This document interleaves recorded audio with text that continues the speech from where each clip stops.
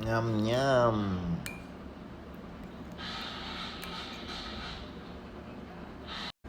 Okey geng, pagi-pagi tak tahu nak makan gapo dak. So ni lah habis makan telur lah pagi-pagi kat mau. Dia ada tulis dah sini. 4 telur, 3 telur, 2 telur, 1 telur. So sekarang ni kita ada 4 telur. Dah. Okey, ambil telur masuk.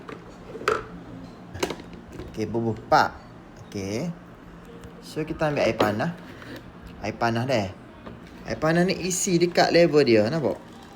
Dia ada buat dah line dia siap-siap tu. 4 egg. Bus itu. Okey, beres. So telur akan prosesnya sendiri, kita tutup dengan ni. Okey. Air ni akan turun bawah siapa habis. Habis telur, habis air ni boleh makan telur. Dah lebih kurang 10 ke 15 minit lah. Okey, beres. So nanti kita tengok result dia dah. Okey. Siap dah telur tadi. Okey, kita test dah.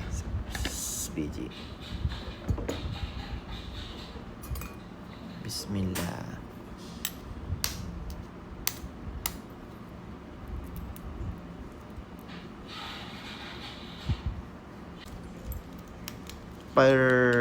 Nampak?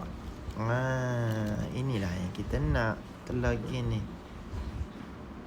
Nampak tak? Mudah semudah ABC.